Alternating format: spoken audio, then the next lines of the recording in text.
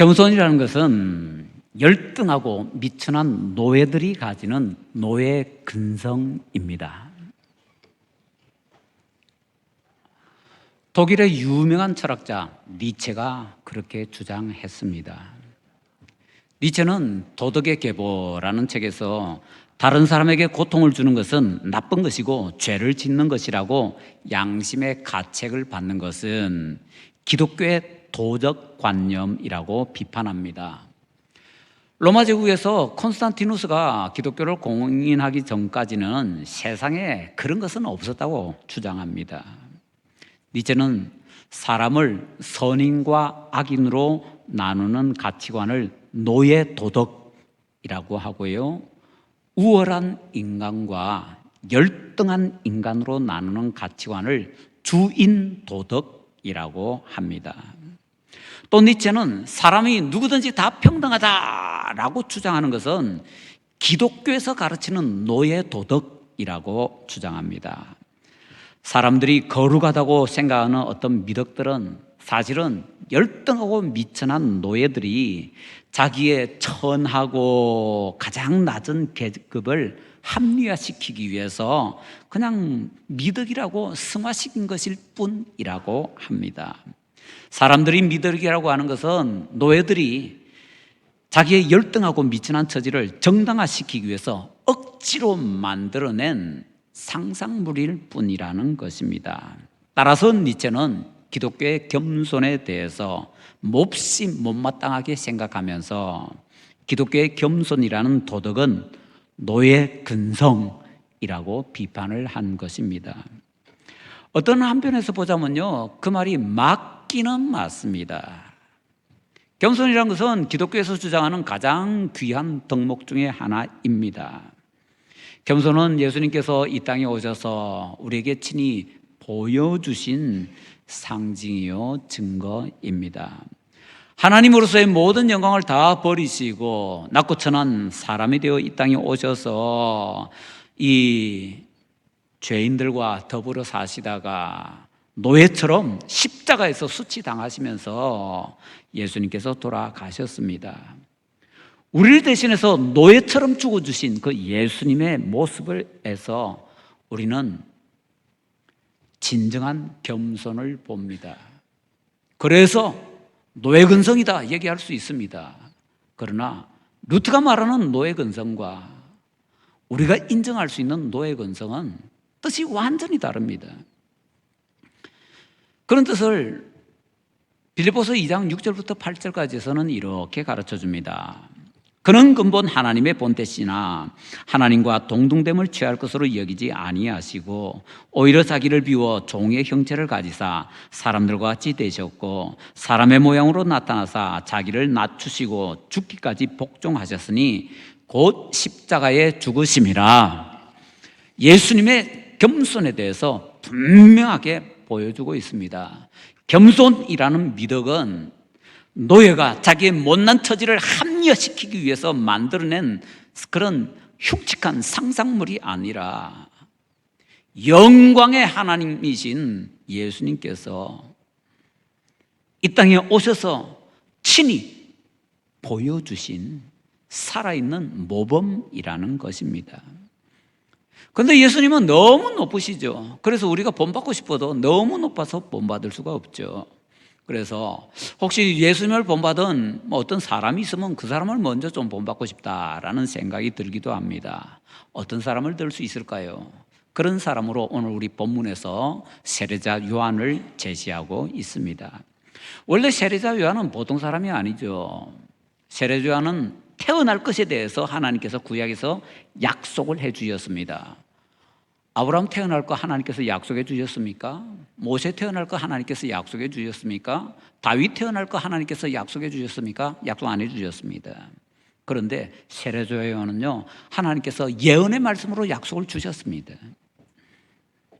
그리고 그 아버지 어머니가 너무 늙어서 아이를 만들 수 없을 때에 기적적으로 아기를 갖게 하셔서 그래서 기적적으로 태어나게 해 주셨습니다. 출생부터 차원이 다릅니다. 그 세례자 요한은요, 예수님의 선구자가 되어서 예수님을 소개합니다. 탁월한 위치에 있는 사람이지요. 그러나 그 세례 요한이요, 나중에 감옥에 갇힙니다. 그러는 그 감옥에서 어떤 여자의 술수에 따라서 목뱀을 당합니다. 그토록 화려하게 시작한 것처럼 보이는데 시들시들하게 인생이 끝나는 것처럼 보이네요. 성경에 나오는 인물 가운데 용두삼이 가장 대표적인 사람이 혹시 세례 요한 아닌가라는 착각이 들 정도입니다. 그러나 예수님께서 세례자 요한이 어떤 사람인지 우리에게 분명히 가르쳐 주십니다. 마태복음 11장 11절 상반절에 내가 진실로 너희에게 말하노니 여자가 낳은 자 중에 세례자 요한보다 큰 이가 일어남이 없도다. 세상에 태어난 사람 가운데에서, 여자가 낳은 사람 가운데에서 세례 요한보다 큰 사람은 없다는 겁니다. 아브라함보다, 모세보다, 사무엘, 다윗, 다니엘보다 더욱더 위대한 사람이 바로 세례 요한, 이 사람이라고 예수님께서 친히 가르쳐 주십니다. 그러면 세례 요한이 왜 이렇게 시원찮아 보일까요? 왜 이렇게 용두사미처럼 보일까요? 세례 요한이 거의 완벽하게 겸손했기 때문입니다. 세례 요한은 나중에 십자가에서 예수님께서 보여주실 그 귀한 겸손, 그것을 내다보며 예수님을 영접하고 예수님의 영광을 보고 예수님을 전파하는 사람이 어떻게 살아야 되는지 겸손을 통해서 우리에게 잘 보여주고 있습니다. 본문에서는 세례 요한의 겸손에 대해서 우리에게 어떻게 소개해주고 있나요? 첫째로 19절부터 21절까지 해서 세례 요한은 예수님을 높이는 겸손을 우리에게 보여주고 있습니다. 세례 요한에게 사람들을 보낸 사람들은 유대의 예루살렘의 고위 당직자들입니다. 우리가 잘 아는 공회원들입니다. 사내들인이라고도 하지요. 요한복음에서 유대인이라는 단어가 나올 때는요, 좀 신경 바짝 써서 봐야 됩니다. 다른 데서 말하는 유대인과 뜻이 살짝 다르게 쓰여지고 있기 때문입니다. 요한복음에서는요, 이스라엘 하게 되면 우리가 생각하는 그런 이스라엘입니다. 하나님께서 선택하신 어떤 영적으로 거룩한 그런 의미를 담고 있습니다. 그런데 요한복음에서 유대인 하게 되면은요, 예수님을 대적하는 사람들의 대표로 세워지고 있습니다. 그들은 종교적으로 지도자입니다. 성경에 있어서 전문가입니다. 예수님 태어나실 때 헤롯이 메시아가 어디에서 태어날까 물으니까 그 자리에서 성경 쳐다보지도 않고 유대 땅 베들레헴입니다. 왜냐하면 성경적인 근거로 쫙 제시를 할 정도입니다. 그러나 그 유대인들은 세상의 대표입니다. 10절에 말씀하죠. 세상이 그를 알지 못하였고 그 세상의 대표가 바로 이 유대인입니다. 그 유대인 지도자들이 가지고 있는 세상적인 권위, 위엄, 권한이 오히려 예수님의 거룩한 빛을 영접하지 못하게 만듭니다. 그 영광을 보지 못하게 만듭니다. 그 눈을 완전히 가려버렸기 때문이지요. 예루살렘에 사람들이 보냈던 그 대표자들이 세례 요한에게 와서 질문을 합니다. 네가 누구냐? 너는 내게 대해서 무엇이라고 하느냐? 그리스도, 엘리야, 그리고 그 선지자. 이건 사실 그 당시에 유대인들이 메시아에 대해서 가지고 있던 아주 중요한 최고 관심사입니다. 그러나 그들이 세례 요한에게 그렇게 질문할 것은요, 당신이 진짜 그리스도요? 엘리야요? 그 선지자요? 라고 묻는 것이 아니고 꼬투리 잡기 위해서입니다. 그 질문에 대해서 세례 요한은 꼬투리 잘 것 하나도 없이 분명하게 대답을 합니다. 나는 그리스도가 아니라, 나는 아니라. 세례 요한의 대답이 갈수록 짧아지고 있습니다. 그러나 짧아지는 그 말 속에는요, 더 분명하고 더 강력한 대답이 담겨 있습니다. 세례요한이 거듭되는 강한 부정으로 하는 말은요, 나는 아니라. 왜 하지요? 내 뒤에 오는 부분이 그분이 바로 진짜다라는 것을 강조하기 위해서입니다. 우리는 이 시대에 나라는 것을 강조하는 시대에 살고 있습니다. 세례자 요한도 나를 강조합니다. 그렇지만 세례자 요한은 나는 뭐뭐이다 라고 강조하지 않고 나는 아니다 라고 강조하고 있습니다. 세례 요한의 나는 아니다는요, 나는 이다 라고 말씀하시는 예수님의 말씀과 참 대조를 이룹니다. 예수님께서 그 유명한 말씀들을 아시죠? 나는 세상의 빛이다. 나는 부활이요 생명이다. 나는 길이요 진리요 생명이다. 나는 선한 목자다. 전부 다 요한복음에 다 있는 말씀들입니다. 그런데 그 요한복음에서 세례 요한의 음성도 같이 울립니다. 나는 아니다. 나는 아니다. 나는 아니다. 세례 요한도 나는을 강조하기는 하는데 그 강조하는 나는은 우리가 일반적으로 쓰는 나는과 거의 반대입니다. 세례 요한이 왜 나는 아니다 라고 주장할까요? 나는 이다 라고 주장할 분은 오직 한 분밖에 없다는 겁니다. 자기 뒤에 오시는 바로 그분, 예수님 한 분밖에 없다는 겁니다. 나는 생명의 빛이다 강조할 수 있는 분은 오직 한 분, 예수님밖에 없다는 것입니다.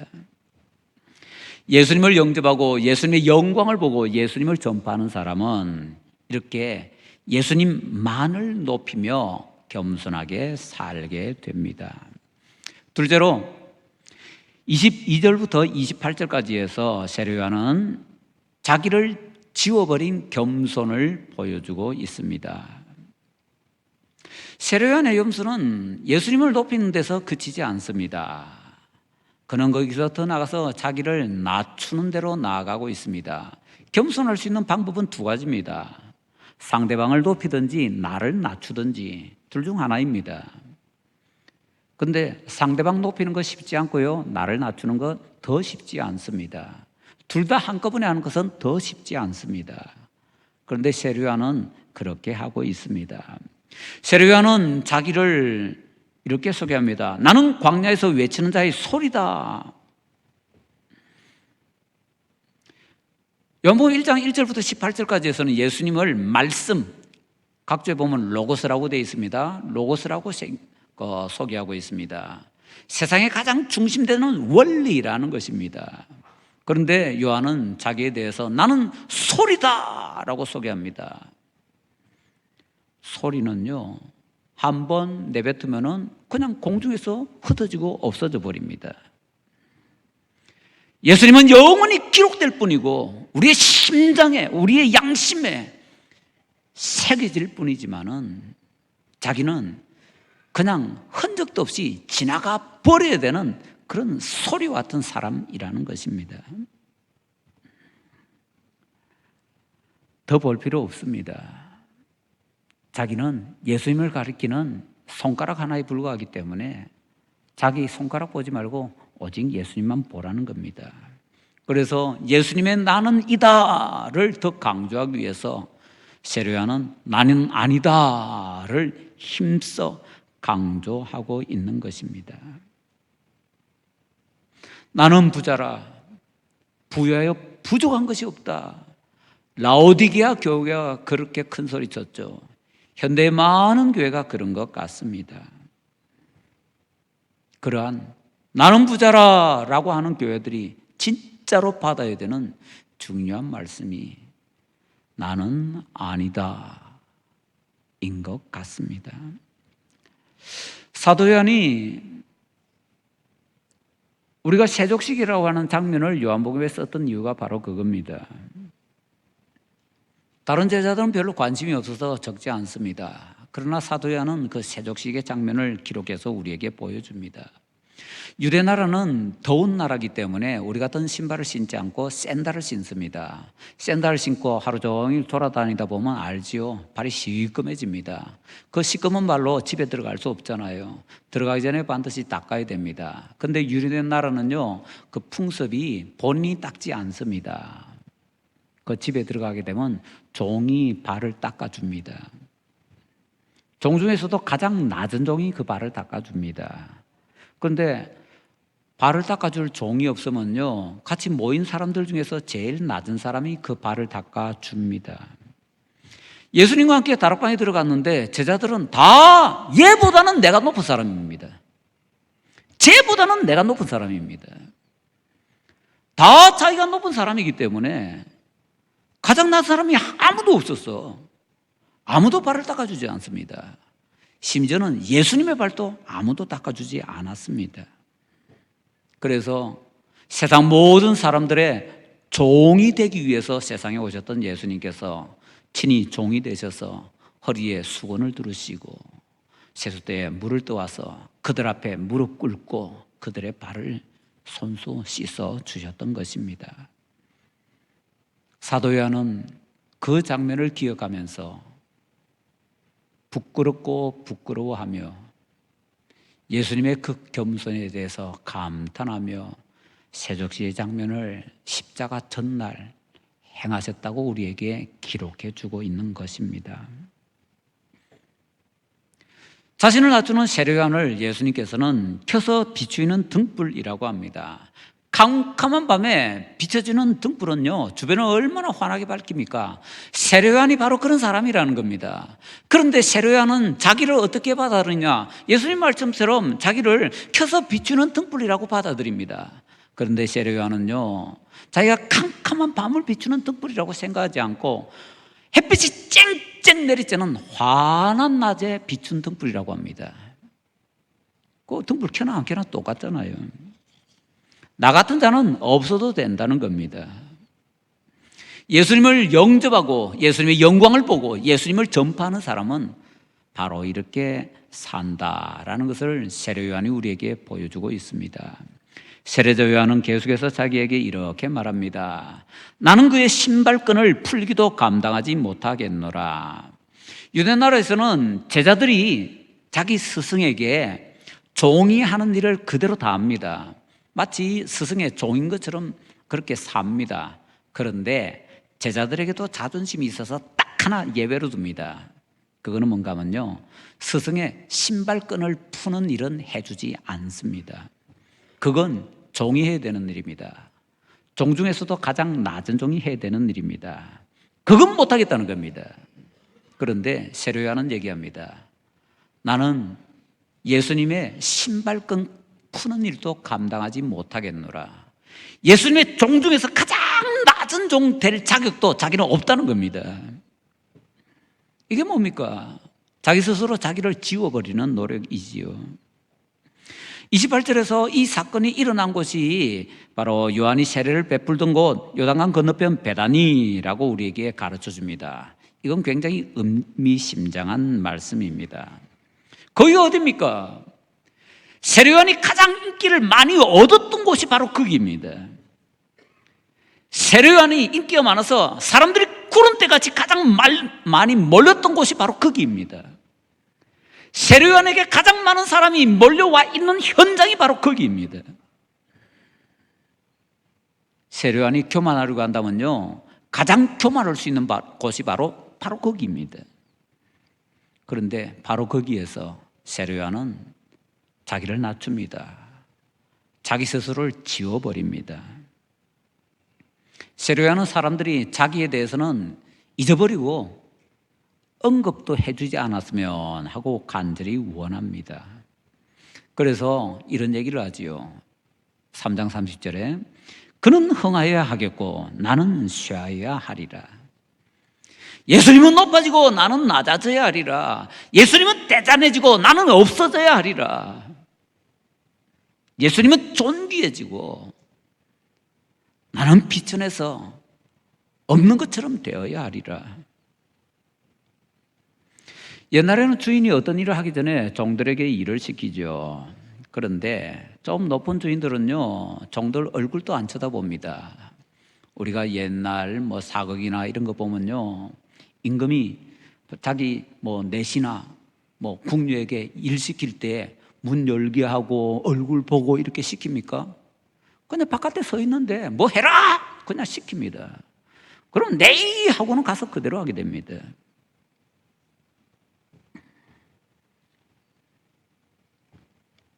세례요한은 자기가 바로 그와 같은 존재라는 겁니다. 주님께서 자기를 쓰시지만은 자기 얼굴을 보실 필요도 없는 존재라는 것입니다. 예수님 영접하고 예수님의 영광 보고 예수님을 전파하는 사람은 세례요한처럼 자기를 지워버리면서 살아야 된다라는 것을 우리에게 보여주고 있습니다. 그런데 아쉽게도 안타깝게도 우리는 어떻게 살고 있습니까? 아니, 이렇게 능력 있는 나를 감히 무시해. 저 사람이 뭘 몰라서 나를 알아주지 않지. 우리는 굉장히 많이 그러면서 살고 있는 것 같습니다. 만약 진짜 그렇게 능력이 많다면 우리는 어떻게 살아야 될까요? 한번 어떤 청년이 미국의 백화점 왕이라고 하는 존 워너메이커에게 찾아가서 일거리 하나 달라고 간청했다고 합니다. 워너메이커는 마땅한 일거리가 없다고 딱 잘라서 매정하게 대답을 했습니다. 그래도 그 청년은 무엇이든지 좋으니까 좀 일 좀 시켜달라고 부탁을 했습니다. 그랬더니 워너메이커가 시큰둥한 소리로 이렇게 대답을 합니다. 정 뭔가 하고 싶다면 저기 가서 저 유리 좀 닦으시오. 그러자 그 청년이 자기 나름대로는 공부도 많이 한 사람입니다. 가서 유리창 닦는데 얼마나 성실하게 닦는지 워너메이커가 감탄하고 그 사람을 취직시켰습니다. 유리 닦는 청소부로. 아니, 나를 무시해도 유분수지.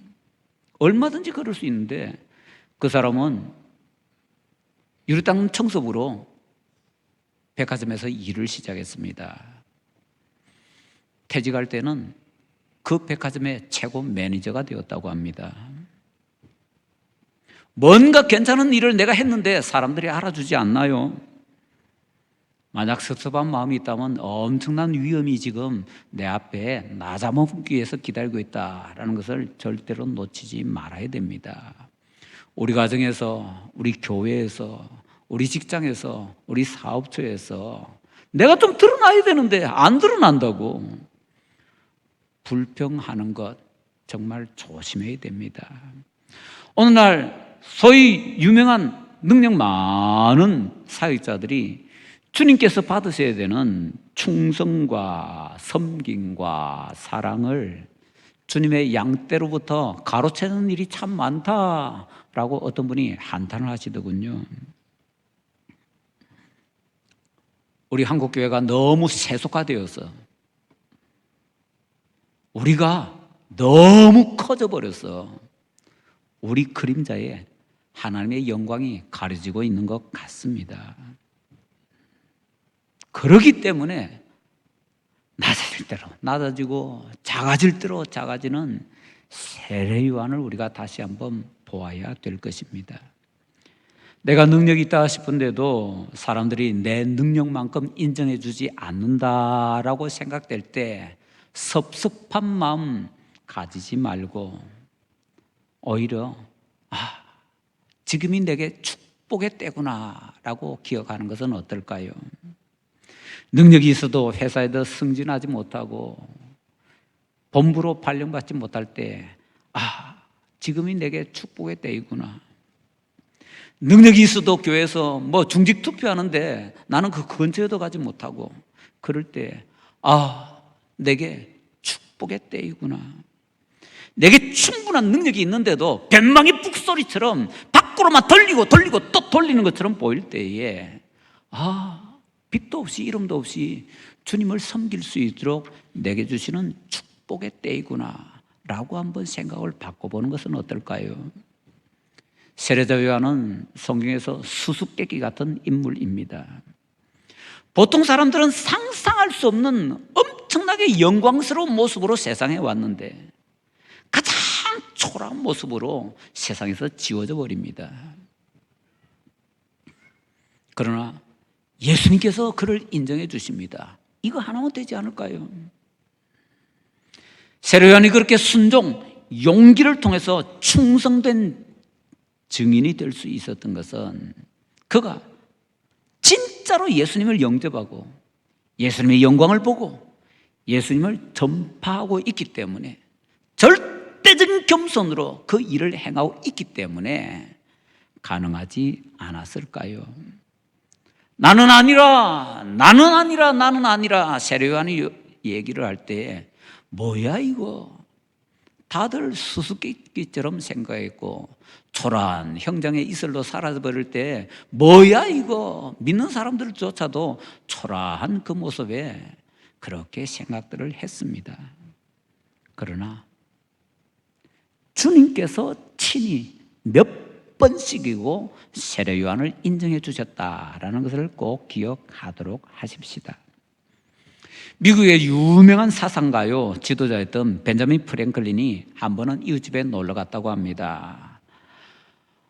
그 집이 아주 커서 저녁 먹고 나올 때 복도를 이렇게 나오는데 그만 복도가 좀 기니까 빨리 간다고 막 이렇게 하다가 앞에 기둥이 있다는 것을 모르고 그냥 지나게 되었습니다. 그것을 보고 뒤에서 주인이 큰 소리로 외쳤습니다. 프랭클린, 머리 숙이시오. 안 그러면 이마 깨져요. 그렇지만 프랭클린이 그 소리를 듣고는 머리 숙이려고 하는데 너무 늦었습니다. 꽝 부딪혔습니다. 그래서 그만 이마에서 피가 잔뜩 났습니다. 그 후부터 벤자민 프랭클린은 자기의 지위가 세상에서 올라가면 올라갈수록 그 말을 마음속에 늘 새겼다고 합니다. 머리 숙이시오. 안 그러면 이마 깨져요. 바로 그 자세로, 그 정신으로 살았기 때문에 미국의 아주 유명한 정신적인 지도자가 될 수 있었다라고 합니다. 사도 요한은 자기가 쓴 이 요한복음에 자기 이름을 요한이라고 단 한 번도 기록하지 않습니다. 요한복음은 다른 복음서보다 요한이라는 이름이 많이 나옵니다. 그런데 그 요한이라는 이름은 100% 사도 요한 자신이 아니고 세례 요한입니다. 세례자 요한을 일컫기 위해서 그냥 앞에 세례, 세례자 이런 거 붙이지 않고 요한이라고만 얘기합니다. 그리고 자기 이름은 지오원입니다. 꼭 자기를 얘기해야 되는 중요한 때가 되면 세베대의 아들이라고 소개합니다. 또는 예수님의 사랑을 받은 제자라고 소개합니다. 이걸 우리가 기억하면 얼마나 좋을까요? 세상 살면서 내 이름 뭐 이렇게 높이려고 하지 말고 그냥 누구의 아들 그 정도로 만족하고, 그러나 예수님의 사랑을 받은 제자, 내 이름만 나타나도 주님께 사랑받고 인정받고 존경받는 그런 신자, 그런 신자가 되면 얼마나 좋을까요? 사도 요한이 바로 그것을 우리에게 보여줍니다. 자기 이름을 지워버립니다. 숨어버립니다. 그래서 사도 요한이 예수님의 사랑을 받은 제자가 이 글을 썼다라고 얘기할 때, 여러분, 못난 나도 이렇게 되었는데 여러분들도 예수님의 사랑하는 제자이십니다. 귀하고 멋진 삶을 사시기 바랍니다. 초청을 하고 있는 것입니다.